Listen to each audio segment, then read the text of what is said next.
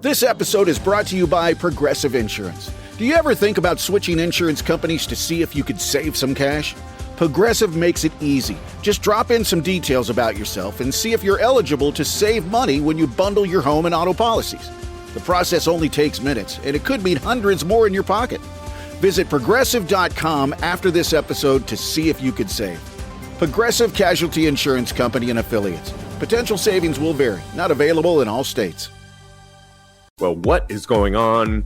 You are watching and, of course, listening to Tags Live, aka Talk About Gay Sex, the live edition, where we're here every Wednesday night on the Crowdcast platform.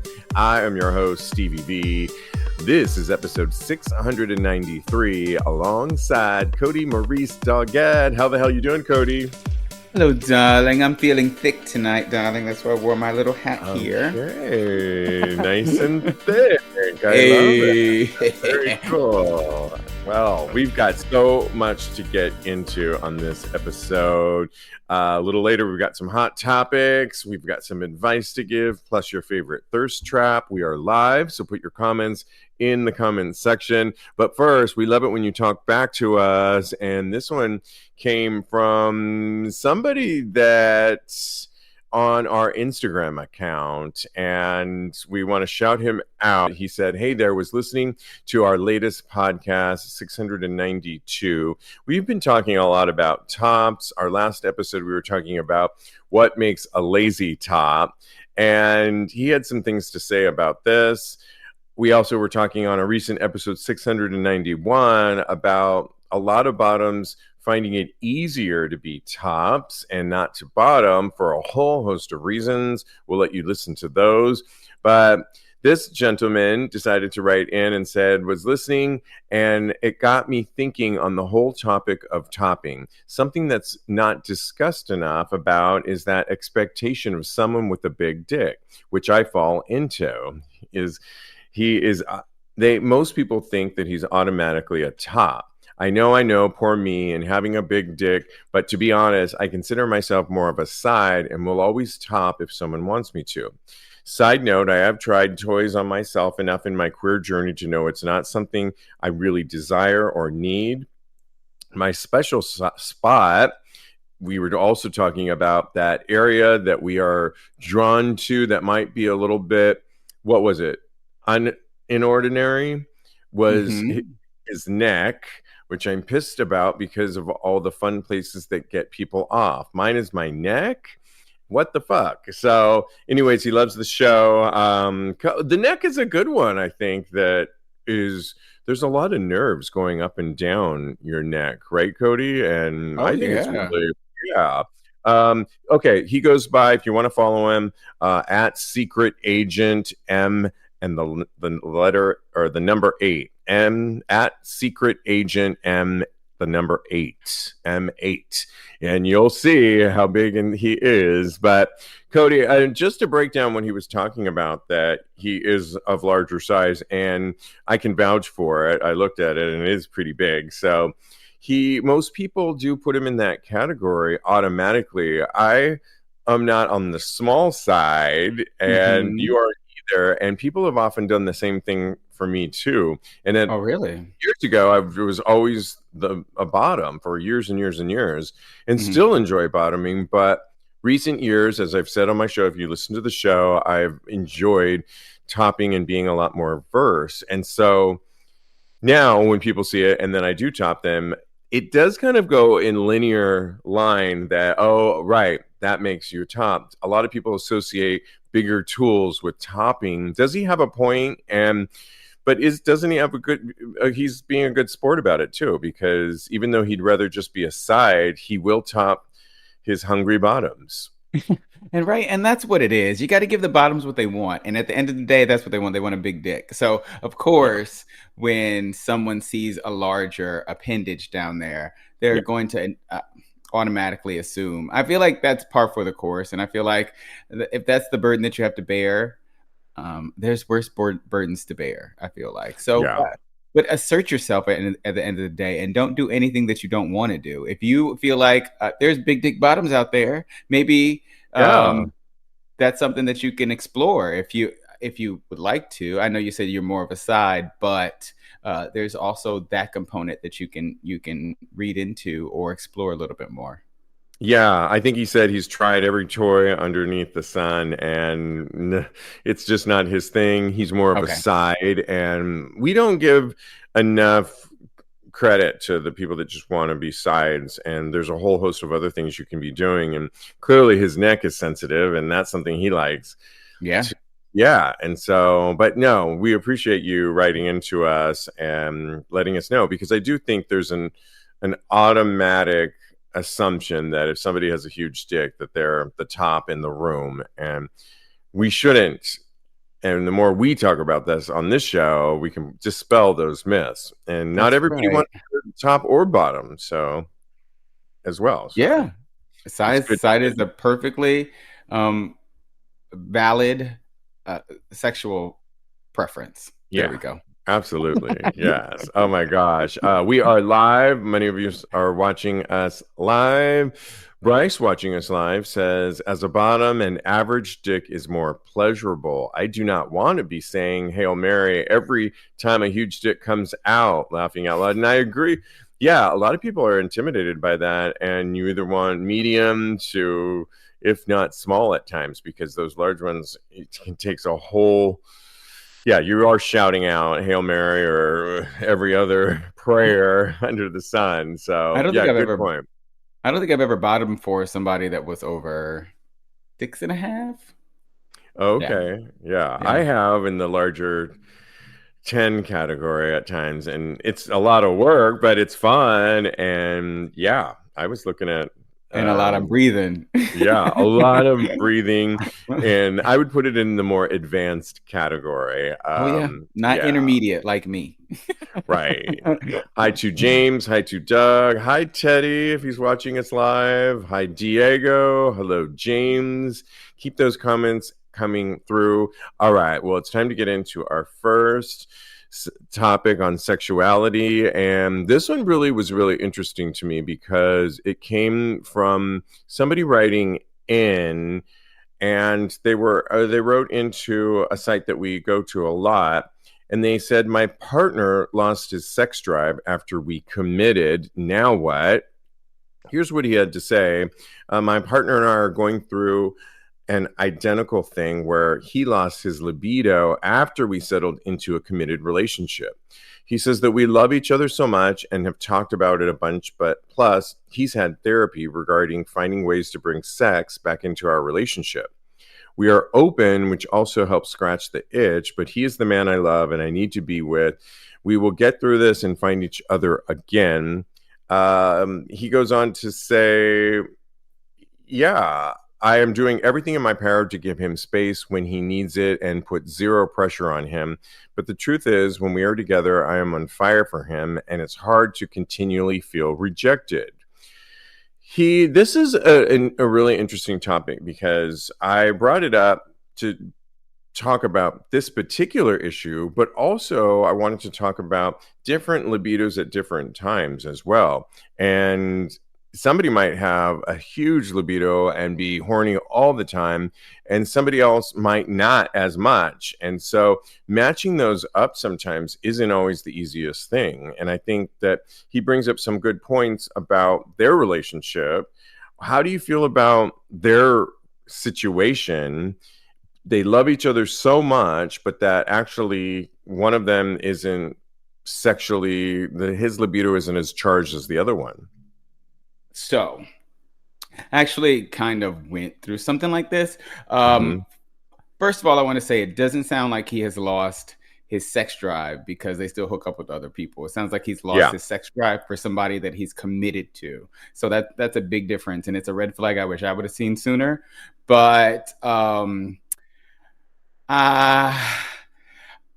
so like he said, being constantly rejected by somebody, it does a number on your self-esteem. I can tell you from personal experience, if somebody has a different sex drive than you and you constantly are trying to be intimate with them, and like they're still affectionate, but the whole sexual part, they just completely reject you, it just does a number on your self-esteem. You start to I tend to overthink anyway, but it just sends your mind into overdrive. So I totally get him on that. And when there are differing sex drives, there are ways around it to circumvent it, but there was always a component of nerve. Well, when you hook up with somebody else, like a stranger, there's always like nerves and anticipation that you feel like that. And I feel like when you are with somebody else, it kind of changes a little bit. Like the nerves and the anticipation go away, but it's replaced by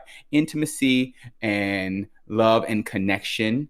And I feel like, honestly, when somebody is scared of that intimacy and that connection, that they're really just kind of running away from being vulnerable. Yeah, I mean, and in some ways, I feel there's two different conversations we're having, and one of them is when they have that intimacy that so many people are looking for in a relationship.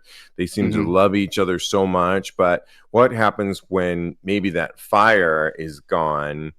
I was reading another situation that was similar, that they love each other so much, they just personally, this particular couple doesn't want to have sex with each other, but they want to cuddle, they want to share a life together, they're intimate.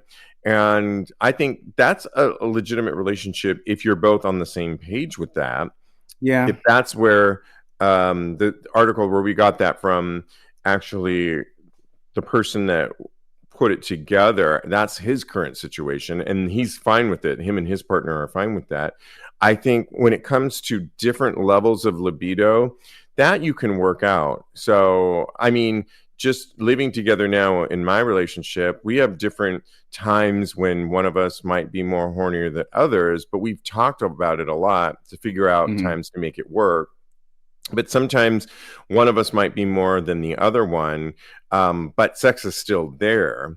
And so we probably spend more time being intimate than anything else. And we're not having sex like every single day. And I'm fine with that because just life is busy and tough. And life is tough. And sex is a lot too. And I think intimacy is something that is really important to me and important in my relationship. But sex is too. And if I felt ever in my relationship that we weren't having it for, a period of time, that would really weigh heavy on me, especially if I wanted it, like you were suggesting, and my partner didn't at times. I would go down that rabbit hole too. It would affect my self-esteem. Yeah. And all those things that you were stating would also bother me as well. And I think those are real things. I do like that they suggested and went to therapy because I think things can be worked out in this. You can find, if I think you both want to have sex, but if one of you doesn't want it at all, really, then you really need to question, are you going to be okay with this? And if you're not going to be okay with this, can you find sex with like somebody else? Well, I don't know. Maybe it's just me. It doesn't really compute to me. I need to probably open my mind a little bit about this because it might work for other people, but for me personally, I'm just saying there's different types of relationships, and there's different routes people can take. And I think maybe I have, I'm super hyper focused on, because for me, the feeling that you get when you have sex with somebody that you love, there's not anything that can beat that. Like our souls are fucking touching between my ass and your penis and my penis and your ass. Our souls are being connected through that. So it's an experience like no other. It's knowing how to please somebody, knowing where to touch them, knowing it's spiritual almost. So I can't understand, but more power to whomever. Yeah, I think it's, since this person is bringing it up and where we got it from, the person that was writing the article is in a relationship that this works. I do go back to all relationships are different and not everybody is, sex is one component of a relationship. It's not. For you, it sounds like it needs to always be there with your partner forever, and that's that's great. But I don't know that that's everybody. And as we explore these topics all the time, sex might be important during one period for one person, and somebody else, they might be going through work, might be crazy. And for me, it's something that is important for sure. We do a sex podcast, but I don't put all emphasis on that at all. Intimacy and working just on the intimacy with my partner is most important. Then sex down is below that. And I love sex, but I just think, like I said, it's hard to always figure out timing and everything else, and libidos and health and everything that's going on, that it can be hard. But I do make it a priority as well, and you do have to work on it as well. It's just that I think relationships come in all shapes and sizes, and there is no one way that anybody should feel. You just both have to agree on where you're at. So I definitely see that, but I feel like, I agree with you that everybody gets to have their own personal thing. What do you think about the fact that in this relationship, the partner, not the person that's writing in, can go and have sex with other people outside of the relationship, but he can't really have sex. He's finding sex with his partner a little bit difficult. That would bother me a lot, I think. So the things I were talking about, where maybe just somebody is hard to find the time between the two of you, or that I understand. But if you're finding that they're easily going off on their own, then that would bother time. Me. Yeah, that would bother me, and I wouldn't like that. And I think we would have bigger issues. Even if we were open, if we had decided we were open, but we also were playing together, like we were still had a spark between us, that would really bother me. And I would need to seek out why you're doing this, and we would almost need more than therapy. I would consider perhaps moving on. Yeah.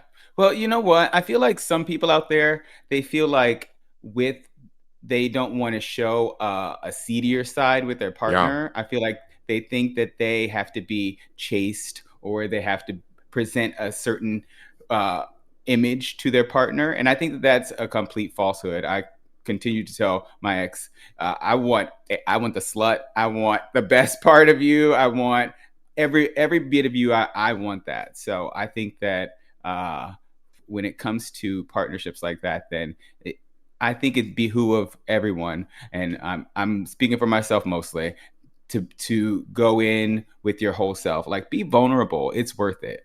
Yeah, right. These things are tricky, but it's a good conversation to have when libidos are different. We want to hear what you think as well. How would this really affect you if you were in a relationship like this and somebody's libido was a little bit different, or maybe it had petered out a little bit between the two of you, but you still had that love? Let us know. The conversation continues over on our Patreon page, where we have these discussions and you get behind the scenes content. You can go to patreon.com/tags podcast. And what would be the poll this week on that, Cody? Oh wow. On the spot. New poll. I'm making it right now.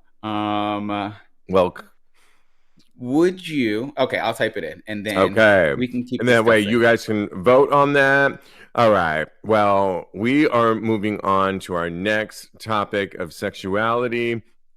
Cody brought this one up, and this is such a good. I can't believe we haven't talked about this in a long time.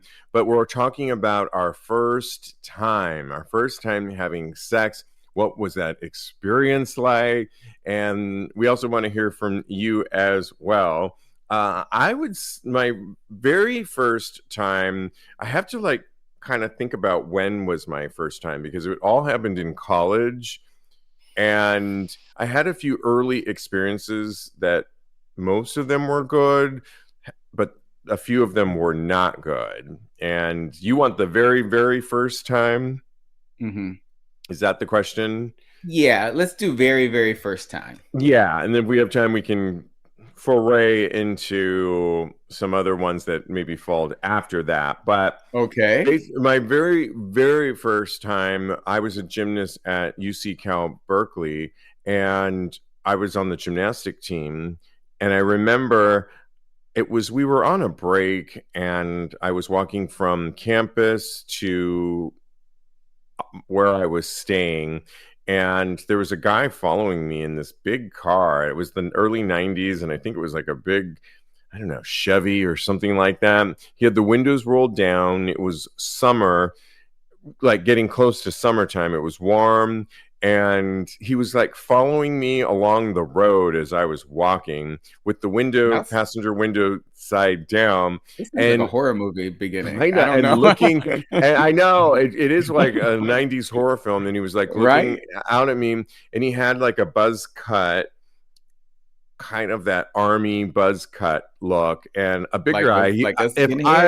If I was 20, I was probably 21, 20, and he would have been in his like mid 30s, and it seemed like he was following me, but he kept motioning towards me, and my dumb ass went over to his window and decided to see what he wanted. And he was telling me how he knew a lot of the other gymnasts on the team.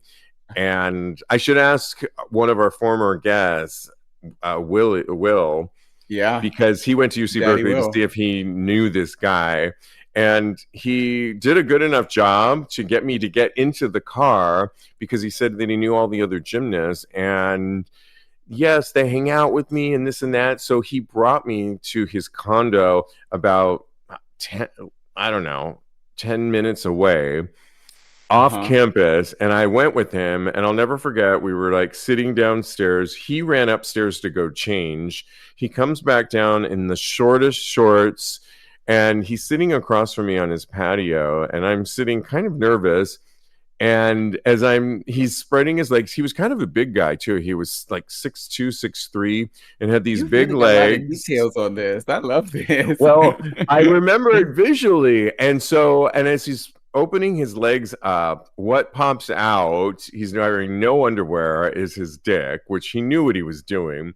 And I see it was soft, and it's peeking out at me. And then I was getting a little verklempt and nervous, but I was also turned on strangely. I wasn't fully out at that time.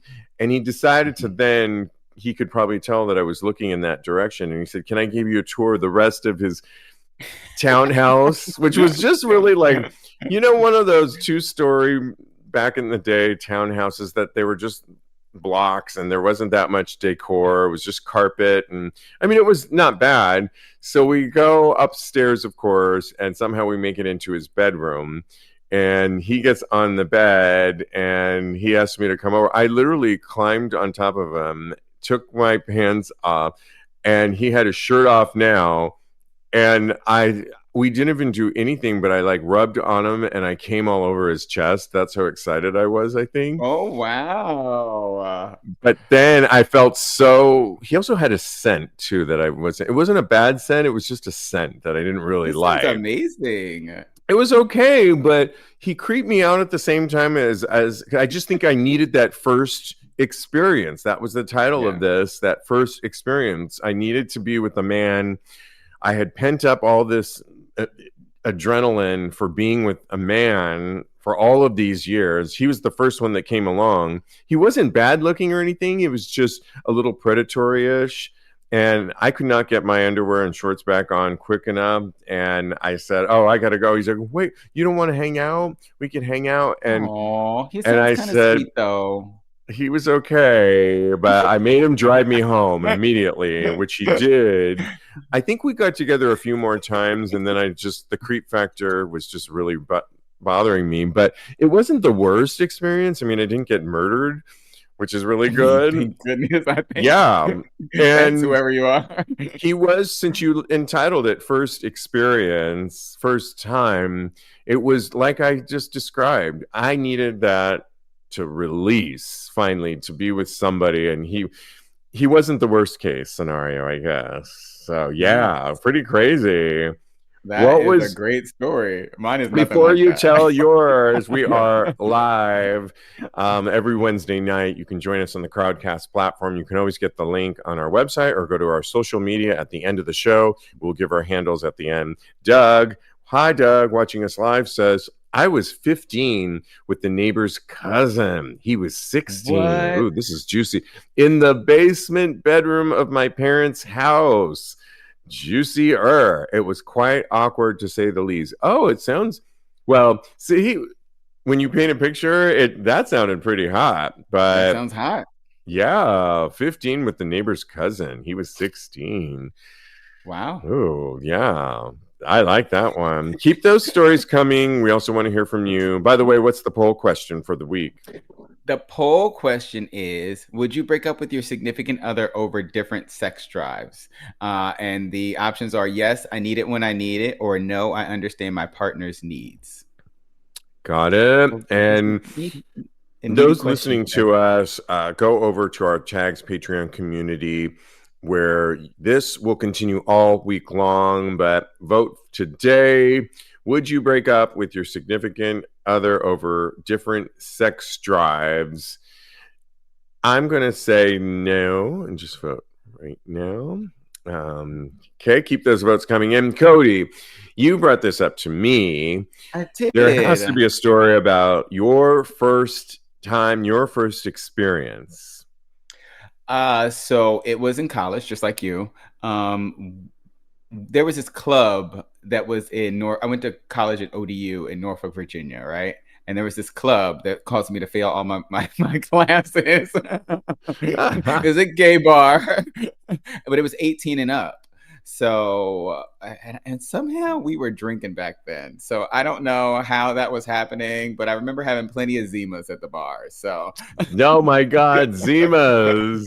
You and those like mixed drinks. Yeah, that's a malt beverage too. No wonder I love White Claw so much. Wow, taking me back. White Claw. So yeah, one night I was there because I was the treasurer of my Gay Straight Alliance in my college, and there was another guy. I think he was a member. I don't think he was like part of the upper echelon, if you will. And we were just out at the club having a good time, and all of a sudden we were like making out and on the dance floor, and we went back to my dorm room, and I had a roommate, and he was asleep in the next bed. And all I can remember is us.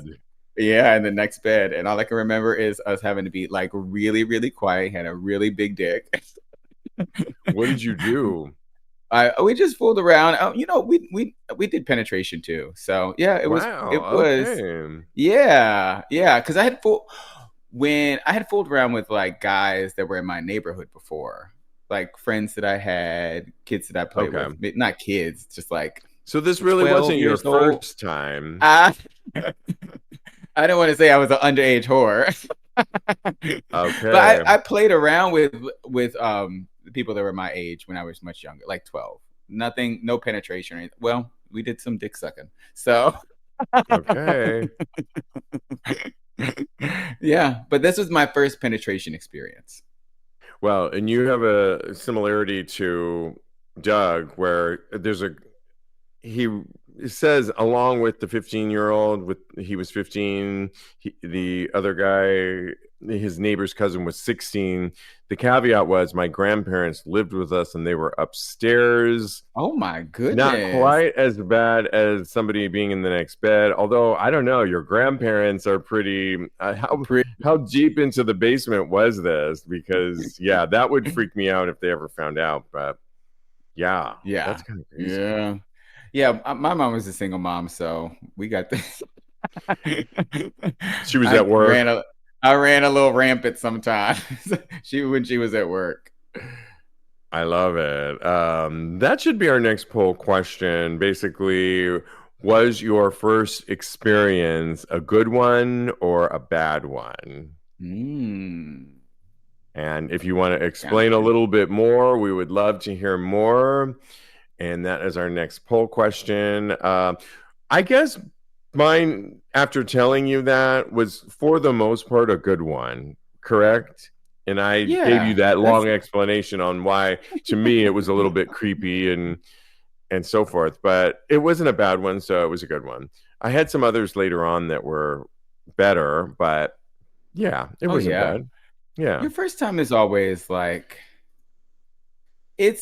you got a lot going on. You're working through a lot of things about, and you don't know what you're doing. So I was just like, exactly.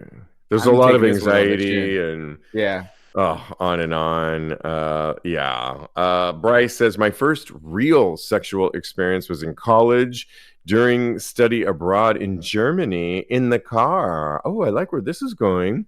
The windows fogged up as we listened to R&B. I ended up sneaking him in my host parents' house. Ooh, risky. Downstairs after hours. It was incredible. I first went all the way the next year in college, and this guy blew my back out so good. I wanted a cigarette, laughing at that. Okay. You better vote that your first experience was a good one, because, that's great. Oh, keep these going. You know how much I love summer, right? Because I've been telling you all season long, from long walks, beach time, my intense workouts, and dancing in the open air, something about it makes me feel my best. So what better time to create healthy meal habits that last? What better time to get Green Chef, the #1 meal kit for clean eating? You know how much I love food, especially if it's tasty, fresh, and healthy at the same time. Green Chef makes it easy to spend less time in the kitchen and more time enjoying summer, and with their new Heat and Eat meals, enjoy a delicious, wholesome meal in just 3 minutes. Perfect for supporting your wellness journey, Green Chef recipes feature fresh, organic, seasonal produce and 100% reasonably sourced proteins to help you feel your best. I'm loving Green Chef, and you will too. Diego and I had a most delicious option from the Mediterranean meal plan that we whipped up so quickly. We had the sheet pan shawarma spiced salmon with my favorite, sweet potatoes, and a lovely kale salad on the side. The instructions were easy to follow, the protein was super fresh, and the spices and ingredients that were included made for a delicious dinner. The meal was so generous, and I really appreciated the fresh and healthy ingredients and recipe. It totally supported my current health routine. Make this summer your healthiest yet with Green Chef. Head to greenchef.com/50tags and use code 50tags to get 50% off your first month, then 20% off for 2 months with free shipping. That's code 50tags, TAGS, at greenchef.com/50tags. We will keep this conversation going, but it's time to move on to hot topics, and there are a lot of them. Hot LGBTQ plus topics, and the first one, I just had to talk about this one. When a man with the world's largest penis, who measured it, seriously injured it in an accident caused by his genitals. Yes, you heard me right. The man with the world's biggest penis has been left in agony after suffering a serious injury as a direct result of his enormous member. His name is Matt Barr, whose girth measures an eye-watering 8.5 inches. That's not the largest. But is that girth? That's girth. That's big. Oh, okay. Yeah. Wow. Yeah. I was like, has regularly spoken about the pitfalls of what many might perceive to be a blessing. And he's 41. He broke his arm following what he described as a very embarrassing accident, explaining why his 14-inch phallus, which is equal to 1/5 of the height of a refrigerator, poses a serious health and safety hazard. He told how his massive member blocked his viewing, causing him to trip and tumble head first out of his own bathtub. Oh my goodness. Well, at Secret Agent M8 has some competition that we were talking about earlier, but what happens when you can't sue your own penis, so you just gotta pay for the doctor bills. Wow. Yeah, that's really wow. Yeah, Yeah. I don't even know what to say or what advice to. This is just wild. I Yeah, that's I feel for crazy, this man. but Yeah, he's lived to tell about it, and I don't know, tie it up, I guess. Um, moving on tie it to down. It looks like a wild yeah, animal. tuck it, and be careful when you untuck. Somebody that we love, David Archuleta, who we talk about a lot on this show, who's really been he likes girls, but he also likes boys as well. He's been performing a lot. We like some of his songs. Creme Brulee is one of his latest ones that I really like. He recently performed at Chicago Market Days. He says that girls are great, but guys are easier. I'm very much in my lover boy flirty era. Here's what he said. For the most part, I date men, but I consider myself queer. So I'm still open to meeting girls. I still do it if it feels right. I feel like with guys, it's easier because, to be honest, I think guys are just culturally and just hormonally more forward. I'm very much in my lover boy flirty era, and it's a very fun time for me. You know what my favorite part about this is when I read the comments on this? Somebody who goes by the name of Fod says, is this sometimes referred to as the horror phase? Which I was like, yeah. Kind of interesting wording the way I'm in my flirty boy mode right now. I've been in my too. flirty boy summer mode before when I was single, and Definitely a flirty boy summer horror mode right now. Yeah, I think It you sounds came to better mind. than horror mode. It does. I mean, I think when I've been single and out and about, I'm flirty and fun when I go out in groups of people in general. And a lover boy. Yeah, not a lover boy as much as we were at that dinner party with a group of gay guys last week, and that was a perfect example of Diego's a lot more quiet. I tend to talk a lot more, and I was like bebopping and talking to everybody, and not so much flirty, but I was just effervescent is a word I would and use. Engaging. Yeah, and engaging, and I think I was in a period that person was referring to David before, where I was much more flirty and talking to everybody because I was also in my whore phase as well, and that's fun too. No. Flirty lover boy phase. That's what we. It's all about branding, darling. So it's all about how you frame things. Yeah. Is that the summer of flirty? What's it called? Flirty lover boy. That's what it's called. Flirty lover boy. I love that. Yeah, I'm not mad at it, and he's really finding his rhythm right now, and I think that's really good. Are you a fan of it? Oh yeah, definitely. I'm in my phase right now too. So me and David Archuleta, we need to get together. I know it's Teddy's fave, so I'm not going to push up on him. But yeah, right. Yeah, stay away, girl. I'll lose a hand. So if I try to touch him. So, but yeah, we can go out together. We can mac on some dudes together. Me and David Archuleta. He's a cutie. I adore him. He's got a great voice too. So. Yeah, right. Good for him.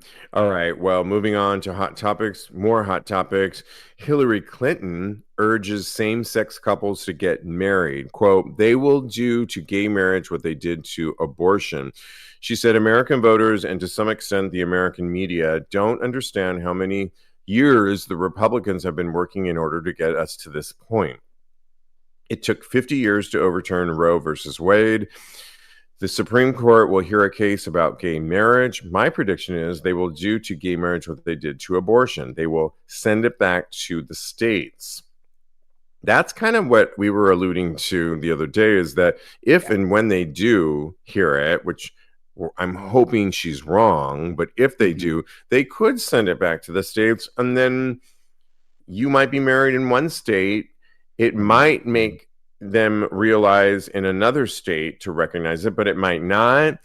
She goes on to say, anybody in a committed relationship out there in the LGBTQ community, you ought to consider getting married, because I don't think they'll undo existing same-sex marriages, but I fear that they will undo the national right. So Mm. I'm planning a wedding this year, and the invites just went out, and I'm happy I'm getting married. You got to find somebody, Cody. I'm really quick. Yeah. I'm taking any and all proposals right now. You got to bring a ring, though. Okay. It's exactly. Let's get Cheryl back on and get you in that database of Oh, matchmaking.com. I'm ready for that. Let's do that. Yeah, for Yeah, sure. because she does have a point, though. It sounds at one point this would have sounded like just a fright announcement to make and a blatant statement that now it seems like it could be a reality. And what do you think about her advice to, if you're in a relationship, get out there and get married now?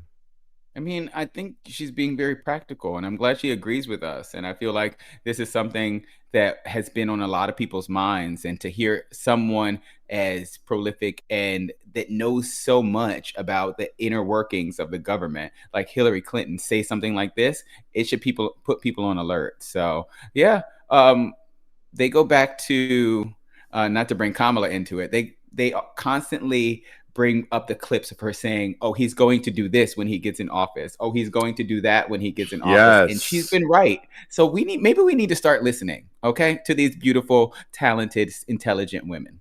Yeah. The only thing I will say that we were talking about it, I think, on a recent episode, we both saw stories on this where a lot of congressional type of lawyers really were saying the likelihood. Now, Roe versus Wade had been in existence for years and years and years. And yes, they did hear it. And yes, it was a conservative court. And yes, they did overturn it. Yes.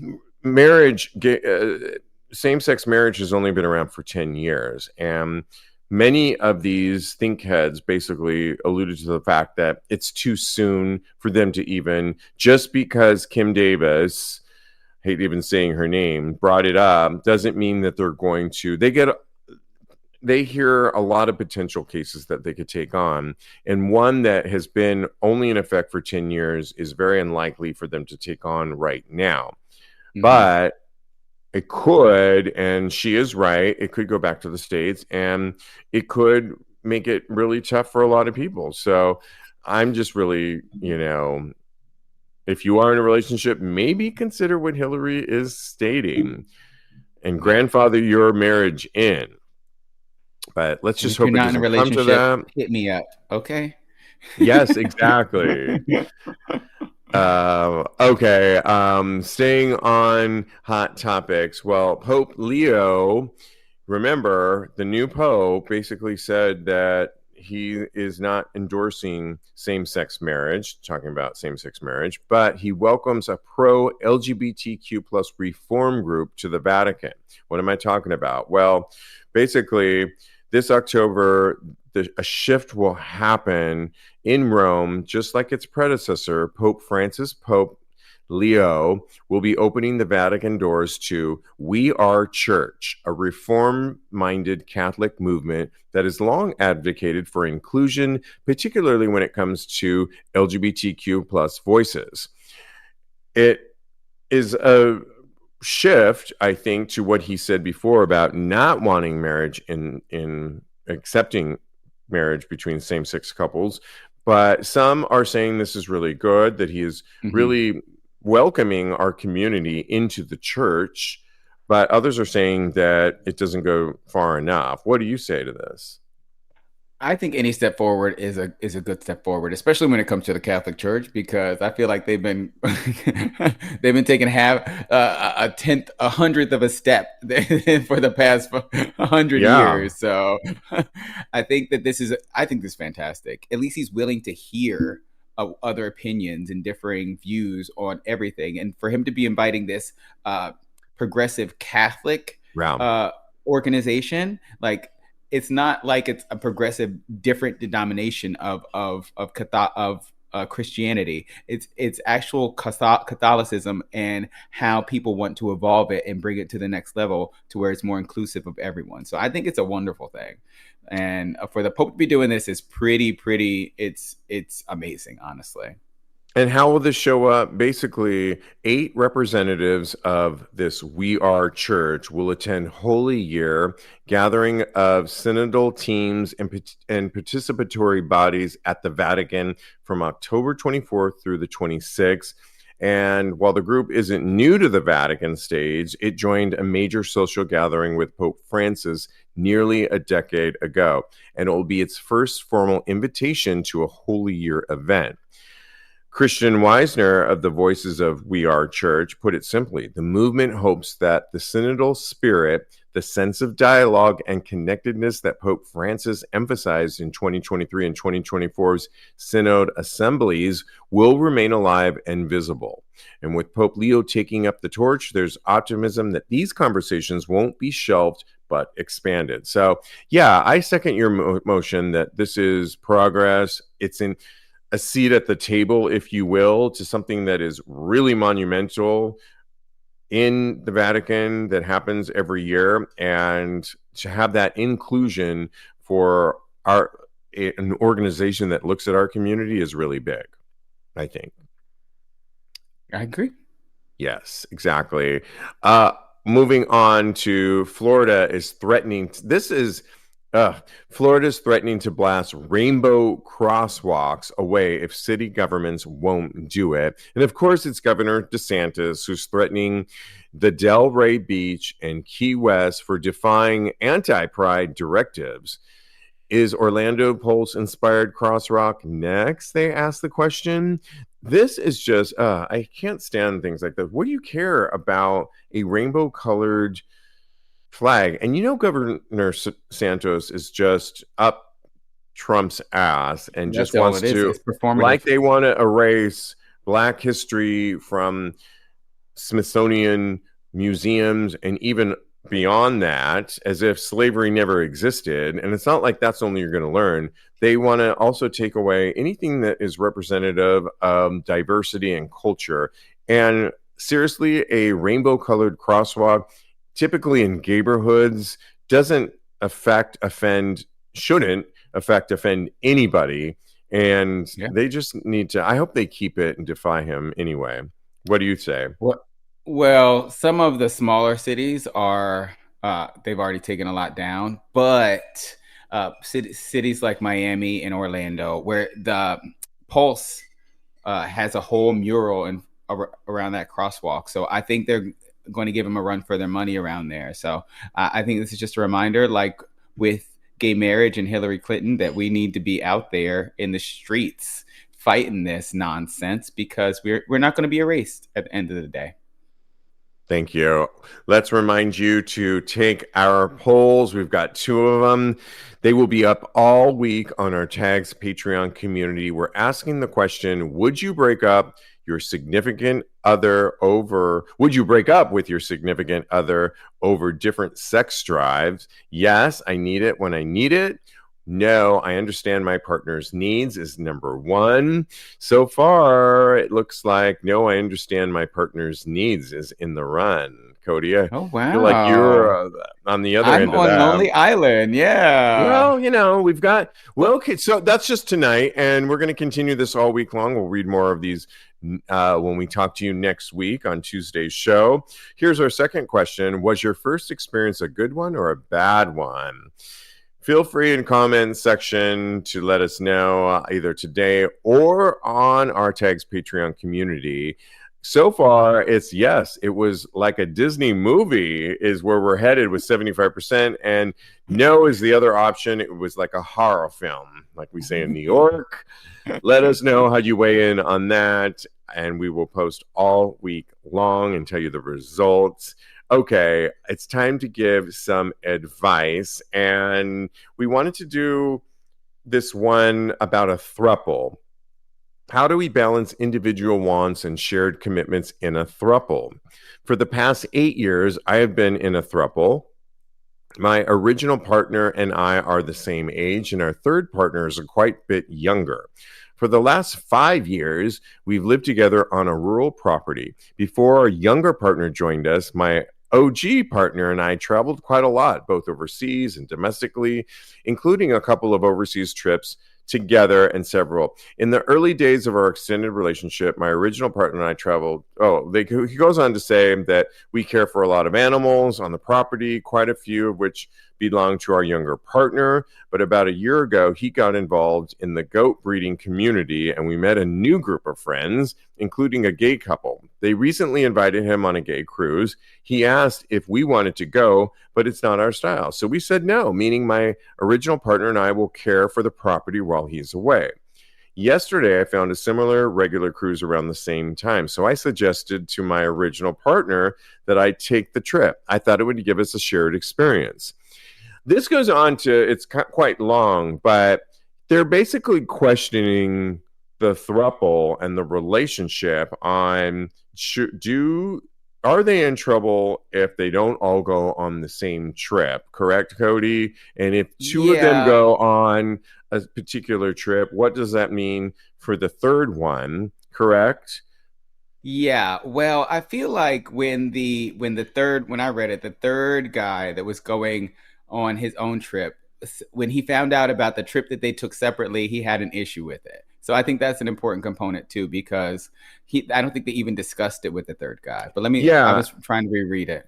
I think you're right. Yeah. And it's essentially, but here's my thoughts on a lot of that. It's that the thruples that I've known, there's a great couple out in thruple in San Francisco. They go by MRS, and they basically have two of them were together for a long time. That's usually the way it works. And then a third comes in afterwards. The two that were together will sometimes go on trips by themselves, but sometimes the newer member, and by newer, the newer member's now been with them for like 10 years. So it's not that new anymore.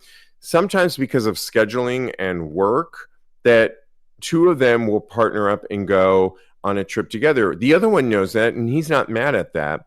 And I feel like if I was in a throuple too, we're not always going to be having the same schedules. I wouldn't mind going with one at one time, with another time, or if I'm busy, I'll stay home and hold down the fort while you two go off. I feel like that would be my alone time. This relationship, I feel they haven't really talked it through enough to figure out how that will look like. And they're getting a little bent out of shape with it. I think they really need to sit down. I've been around another throuple before where two of them live in one remote area and the other one travels in to see the two others when he can, which is usually once a week, but he works in another part. And they were on a cruise recently where they all went together, but not all of their schedules are always conducive to do that. So sometimes the OG couples goes off by themselves, but again, they talk it through. And it sounded like in this one, a cruise was mentioned and the other two didn't accept the invitation, but then they planned their own cruise and that miffed a lot of feathers. Am I right on that? I mean, that's it in a nutshell. I think that the real issue here is I think they said that they wanted to go on more things together. And so when the third younger boyfriend said something about planning this trip, they turned it down. And it wasn't about scheduling, I don't think. I think it was more about they thought it wasn't their vibe, which was fine. But when it came time to plan another trip or another cruise, well, they said that they had this in their minds, they felt like they had this time free. So they went and planned another trip, which I think is not okay. I think, like you said, if they had discussed it before and they can each make their own plans and do all these things, I feel like this third partner wanted to feel included because he probably is new to the relationship. And he wanted to do something that was a shared experience between the three of them. And I think that by planning this trip by themselves, just the two of them, where they have taken many trips together by themselves already, it made him feel left out.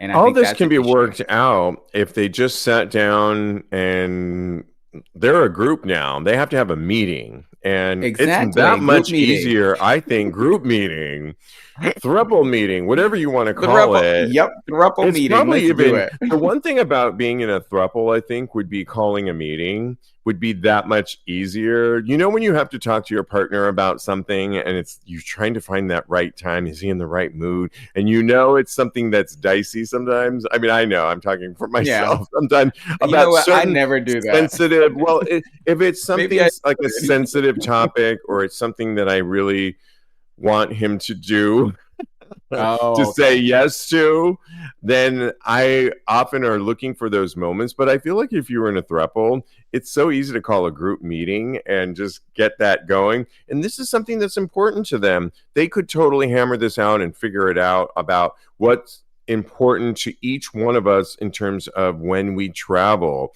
It wouldn't be that hard. And you know, you could still come up with the fact that somebody will figure out something. Oh, Diego's watching us live and putting the What do you say? What do you say? and now there you just put the like, I'm thinking about that.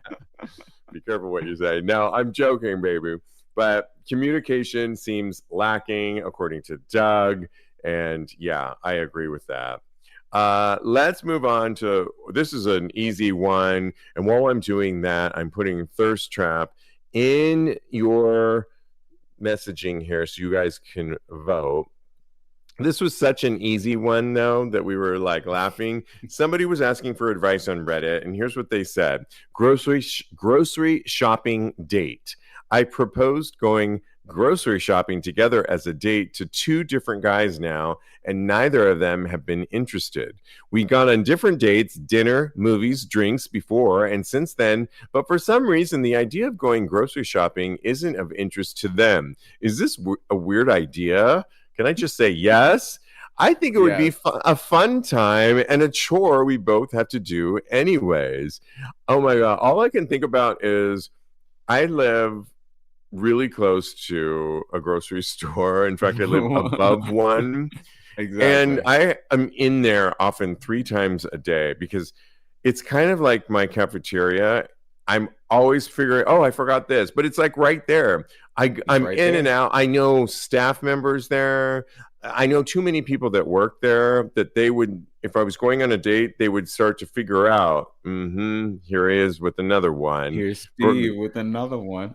Bringing him down the sausage aisle and all of that stuff. And yeah. And, that's a new euphemism for me. I'm bringing him down the sausage aisle tonight. And the peach aisle over there. And I just think that would be the worst. Also, in New York, it would be the worst place because in New York, we have really small stores and you are fighting with other people. You're fighting with shoppers. It would just be a clusterfuck. I think it's probably one of the worst ideas. And I don't want to know. I don't want them to know all the little things that I eat. And I just think, no. I want some mystery. Going grocery shopping with me. What if it was a toilet paper day and you need to buy toilet paper? Is that really sexy? It's not. I'm telling you, it's not. Or some Pepto or something like that. Doug says horrible idea. Well, for me, the supermarket is just not. It's not a romantic place. What are they doing? Supermarket sweep? What is going on in there? Because I don't get it. It's not romantic. It's a chore. And I don't think we should be doing chores when we should be getting to know someone and trying to make someone feel like they are wanted. I think that's when you were doing grocery shopping, you can't put the type of emphasis on getting to know someone and really romancing them. That's what I think is really missing from the grocery store is romance. Also, and what are you going to ask me? Dressed up and go to the garage. Like I go with a baseball cap on, and I after the gym, and I'm like, get out of my way. I'm in and out. It's a war zone when I go into the grocery store. Horrible idea. Colby what are watching they us do next? says, I agree at the store. I'm in, I get out. Yeah, exactly. Not fun. Well, it's time for Thirst Trap, produced by Straight Up Gay Porn, when Straight Up Gay Porn asks the question, out of these 15 not suitable for work images that were taken by adult performers, who took the best photo. It's our job on an audio podcast to let you know how and why we picked the one. Who did you pick and why? I picked Alejo Ospina because, of course, he's fucking hot, and I've watched his stuff all the time. So he's on a boat, it looks like, and he's sitting down. He's actually fully clothed, but yeah, but he's on a tank top and shorts, but clearly that's he doesn't who have I any underwear picked. on. Oh, okay. Well, I'm glad you asked me first. Yeah, that dick is peeking out. So dick peeking out speaking of like my story, my first experience, I wish the dick was peeking out like that. It wasn't, but on that, yeah, that's a nice peek out.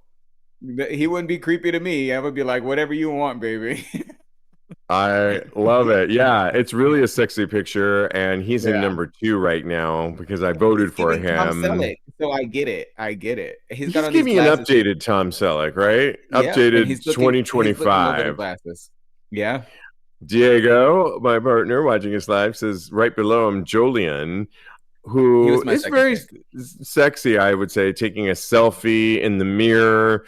And what I like about it is I like these walls behind him. It's like a cabin walls or something. It looks like he could be on a boat or I'm not sure where, but he has a really good foreskin. I have to say that's touching the tip of the sink. It's like a cabin he's in, which makes it all very summertime and remote. He's got great abs, great hair. I'm describing him for you, Diego, and a great chest with a right nipple pierce, the kind that go through the nipple, the bar, which is really sexy, and a great hairy chest. It's nice after 5 shadow. Great lips, I would say, too. Okay, he would get my pick, too. He's definitely sexy. I watch a lot of his stuff, and I think that it's very hot. He's a hot guy. But the reason I didn't pick him is because he has like a scared look on his face. Look at his eyes. Yeah, I don't like the eyes. It's one of those pictures when he's not using an iPhone. Maybe that's what it is. It's like a Samsung or something. But we're not iPhone shaming, are we? But I think it's like I've done this too, where you're so trying to get that right angle. Yeah, Diego's crazy eyes. He's got crazy eyes. He's so I think he's a sweet guy. But you know what? If you just take your mouse and cover his eyes and you go from the nose down, you've got it, and it's perfect. Yeah, he's a hot guy. Yeah. Oh my gosh. Anybody else voting? Big Rod for me, says Bryce. Alejo close second. Love it. A lot of people like Alejo. Oh my gosh, we could do this all night. Yeah. You can follow my co-host Cody on the gram at Mr. Maurice and on Blue Sky. Don't forget to get his single, I Don't Want to Fight, wherever you get your music, out now. Follow me on the gram, _Steve V. And in the meantime, continue having hot gay sex. Thanks, guys. Thanks, everybody. Thanks, guys.